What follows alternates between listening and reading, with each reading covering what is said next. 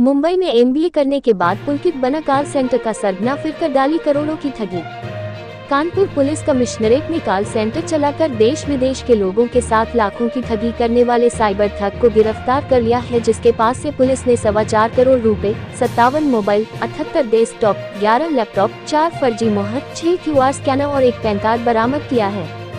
DCP crime SM Kasim Abidi ने बताया कि कॉल सेंटर का मालिक पुलकित द्विवेदी कानपुर के नवाबगंज सिग्नेचर ग्रीन का रहने वाला है, जिसने वर्ष 2020 में वेबिक्सी टेक्नोलॉजीज प्राइवेट लिमिटेड व ग्लोबल ट्रेड प्लाजा नाम से फर्म बनाई गई थी। उसके बाद से पुलकित ने अपनी पत्नी वर्तिका कटियार और अपने मित्र सत्यकौम साहू के साथ मिलकर लोगों के बिजनेस को बढ़ावा देने के लिए देश विदेश में अधिक लाभ कमाकर माल का क्रय विक्रय करने का बहाना बताकर ठगी करते थे। पुलकित ने अपना कॉल सेंटर बनाने के बाद करीब 150 बेरोजगार लड़के लड़कियों के अपने कॉल सेंटर में नौकरी देकर एक बॉन्ड सिग्नेचर कराते थे और बीच में काम छोड़कर जाने पर फर्जी मुकदमे भी कराते थे। डीसीपी क्राइम ने बताया कि ये सभी विदेशी वर्चुअल नंबर का इस्तेमाल करके बड़े स्तर पर लोगों के साथ ठगी करते थे, जिसमें भारत के साथ साथ विदेशी लोगों भी शामिल थे।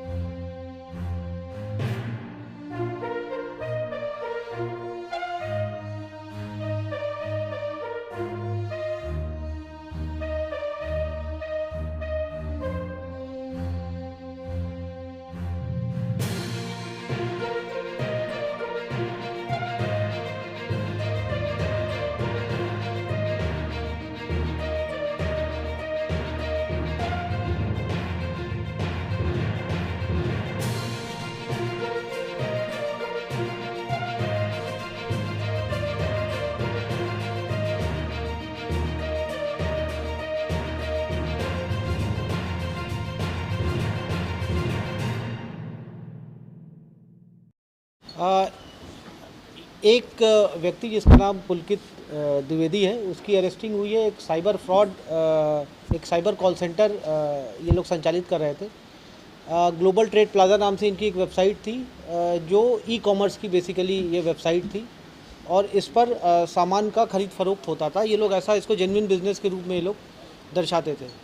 इनका जो मॉडस ऑपरेंडी था वो ये था कि इसमें ये लोग जो कस्टमर्स होते थे उनको ल्योर करते थे और फिर ये खुद स्वयं बायर्स बन के उनके साथ डील करते थे और फिर उसके बाद उनका पैसा लेकर के उनका फ़ोन उठाना बंद कर देते थे, उनका मोबाइल ब्लॉक कर देते थे। ये उनका पूरा मॉडस ऑपरेंडी था।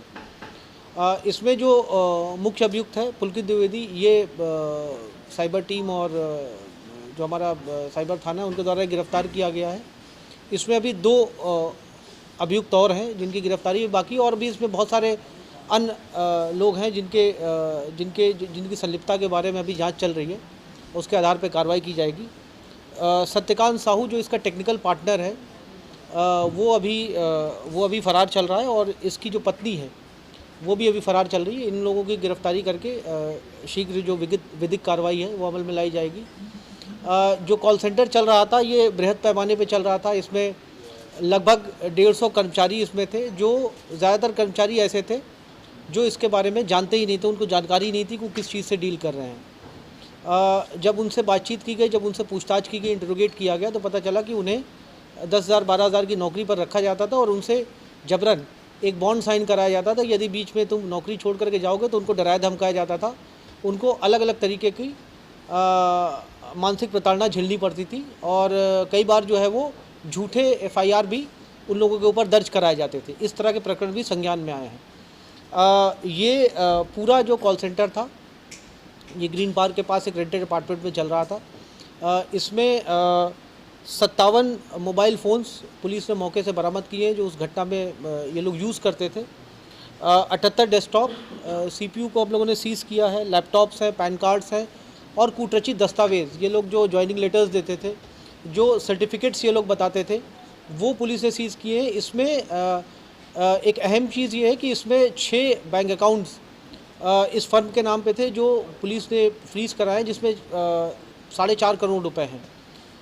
ये टिप ऑफ द आइसबर्ग है। इसमें अभी और बहुत सारे बैंक अकाउंट्स इसमें शामिल हो सकते हैं क्योंकि इनका मॉडस ऑपरेंडी ये था कि ये एक बैंक अकाउंट उस समय तक चलाते थे जब तक वो फ्रीज़ ना हो जाए। फ्रीज़ होने के बाद ये दूसरी कंपनी के नाम पे दूसरा एक बैंक अकाउंट खुलवाते थे और फिर उससे ये लोग फ्रॉड करते थे। ये फ्रॉड लगातार चल रहा था। पकड़े इसलिए नहीं जाते थे क्योंकि जिन नंबर्स से ये लोग बात करते थे वो सारे वर्चुअल नंबर्स होते थे। वो विदेशी नंबर्स का ये लोग विदेशी वर्चुअल नंबर्स का ये लोग इस्तेमाल करते थे। कोई अमेरिका, US, थाईलैंड, इंडोनेशिया, इस तरह के नंबर्स ये लोग वर्चुअल नंबर्स लेते थे और फिर उससे व्हाट्सएप के थ्रू ये लोग बात करते थे। ये एक बड़े स्तर पे ये लोग ऑर्गेनाइज्ड वे में ये काम कर रहे थे। इसको गिरफ्तार किया गया है। अभी जो इसमें अन्य अभियुक्त शामिल हैं जल्दी उनकी गिरफ्तारी भी की जाएगी और इसमें कठोर कार्रवाई की जाएगी। इन सभी के विरुद्ध जो भी एसेट्स हैं इनके, उसकी जांच पड़ताल करके उन एसेट्स को हम लोग 107 BNSS के अंतर्गत हम लोग सीज करेंगे। 4 करोड़ भी सीज हुआ।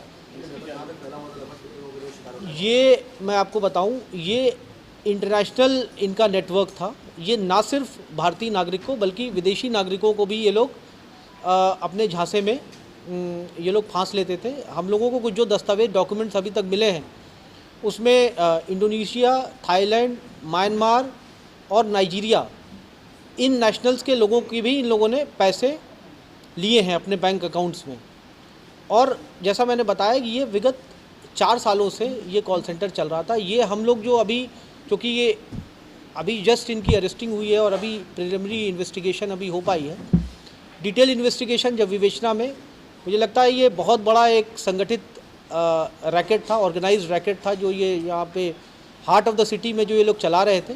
और क्योंकि ये इनके यहाँ जो कर्मचारी काम करते थे वो इतने डरे हुए थे कि वो आगे आकर के अपनी कंप्लेंट्स नहीं कर पाते थे। एक चीज़ और थी, जो इनके यहाँ जो सेगमेंट्स थे, जो मैनेजर्स थे, जो इनके कर्मचारी थे, उनको एक दूसरे से बात करने की आपस में अनुमति नहीं थी। अलग अलग वर्टिकल्स थे। मार्केटिंग का काम मार्केटिंग वाले करते थे, सेल्स का काम सेल्स वाले करते थे, कुछ कॉलर्स थे। तो इसमें इस तरह से ये पूरा एक ऑर्गेनाइज सेटअप था, जैसे एक ऑर्गेनाइजेशन रन करती है उस तरीके से ये प्रोफेशनली इसको रन करते थे और प्रोफेशनल तरीके से ये लोग फ्रॉड करते थे। इसलिए इनका पकड़ा जाना मुश्किल था। अभी तक कई सारी शिकायतें NCRP पोर्टल्स पे हम लोगों को मिली थी और उसके आधार पर हम लोगों ने कार्रवाई किया है, इनकी गिरफ्तारी हुई है। आगे की जो कार्रवाई है वो अमल में लाई जाएगी। ये MBA किए हुए हैं ऐसा बताया है इसने, अभी इसकी भी जांच करना है कि वो सर्टिफिकेट जो इसने बताया है कि ये MBA किए है ये सही है या हो सकता है ये भी फर्जी है। जी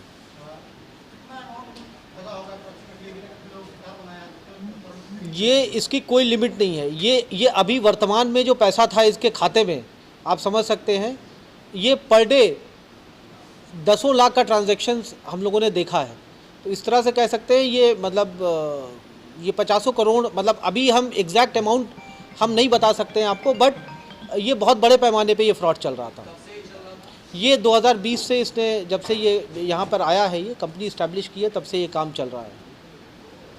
नहीं, ये तो कानपुर में ही, इसका कॉल सेंटर तो कानपुर में ही चल रहा है, बट ये ज़रूर है कि हम लोग की निगाहें इस तरह के तमाम जो अवैध तरीके से जो कॉल सेंटर्स चल रहे हैं उनके ऊपर हैं, और जिस तरह से जानकारियाँ मिलती रहेंगी उसके आधार पर कार्रवाई आगे भी होती रहेगी।